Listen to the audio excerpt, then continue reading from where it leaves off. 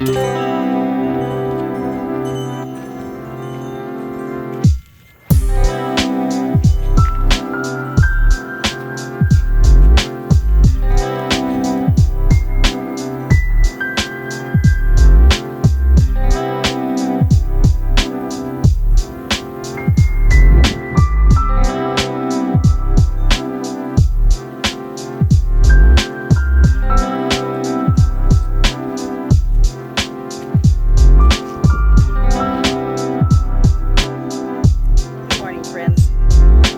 in my garden this morning, and I have come out. It's been another week since my last video, and I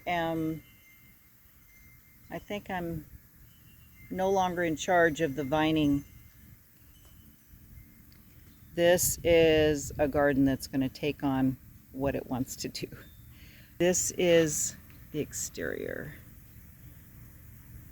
So we're here in Hummingbird Heights, Arizona, showing you after 6 weeks what my garden looks like.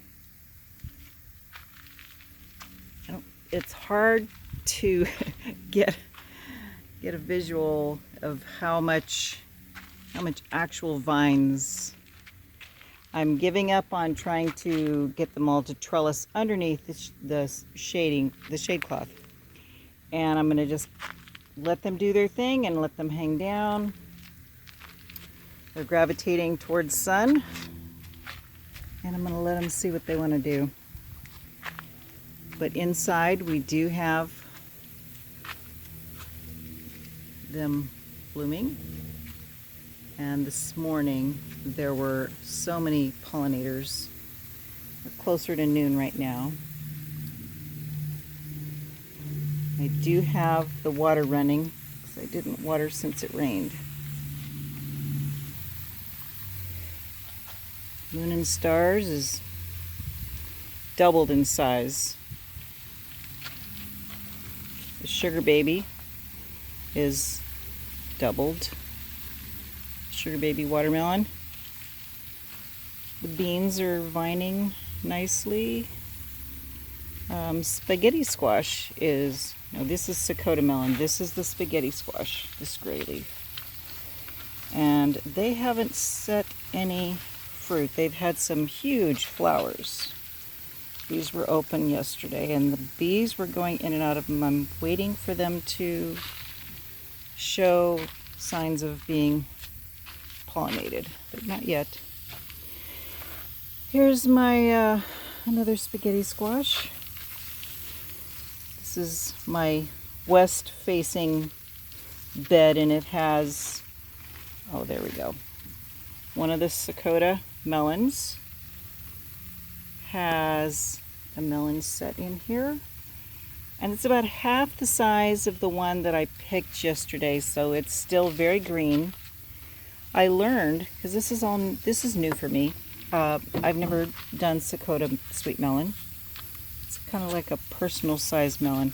And I got them. One of them got yellow and the ants attacked them. Oh goodness, we do have a spaghetti squash. Has set fruit. Wow. And that's going to be hanging up here, so we'll see how that works. I may have to get a sock or pantyhose or something to support that. Look at that. Didn't see that yesterday. Very cool. Very exciting. So, let me go to the next bed. The Sakota melon and the spaghetti squash seem to have attacked this trellis, and you can barely see the trellis anymore. But there's sweet flowers sticking out everywhere. This is the bed that has the almost mature Sakota melon. It's getting a little more yellow. You can see the change in color and the size. It's getting a little brown on the bottom. I know with watermelons there's a trick to one of the little tab up here. If this, on a watermelon, if this part goes brown, it's ripe. But on these, I don't know. Maybe with all melons, I'm still learning. There's the other one down in there. He's still a little more green. This one's a little more yellow. This is my area where I have, actually this is my Armenian cucumber. I did pick one from it. It was hiding underneath the edge. My peppers have really stepped up. And I actually had, this is my jalapeno or jalapeno, whichever you want to call it. But this one had peppers on it. And they were little red ones. They looked like little baby jalapenos. I didn't record it, but I had to taste them. And they were not hot, but they did have that nice jalapeno flavor. It was very cool. I'm not a big one for heat. Look at how these guys are coming out right through the netting. They've just worked their way out. They're going to go where they want, and I'm going to let them. Starting to vine up on the inside. I tried to get them to go there. This is the honeydew. Still nothing popping on that. We should be seeing some of these. They're getting pollinated like crazy because they're sitting up nice and high. All the bees are coming in and giving a great show in the morning. They're all over these plants in the morning. There's plenty of flowers. Well, there's a pollinator right now. There's a pretty little bee. It's doing his job. Yep, they're right inside here. And the fourth bed.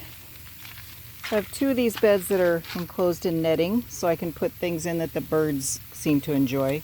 But I also put in some vine items because I had so many melons and cucumbers, and I didn't get my flat beds in time, so whatever seedlings I had just went in here. So this isn't the plan, but it's what we're getting. I had to put them somewhere so that they could flourish. There's so much greenery, it's hard to see. And I even have these growing up on tomato cages. So I'm working on getting some more trellises built. I went to the store to buy one. They want $26 for a ridiculously small wood trellis that's made out of just really cheap wood. So I'm gonna have my nice little hubby help me put some trellising together, and I can get some of this stuff up. But it just may need to hang over the edge. I may need to open up the sides and let it trellis down so that it has room. It's just too crowded. But the radicchio are getting full. I've noticed since they've been getting so much water and they've been maturing, their flavor is much milder. I had some, and when I first planted them, I was very disappointed that I had something that was so bitter. But now,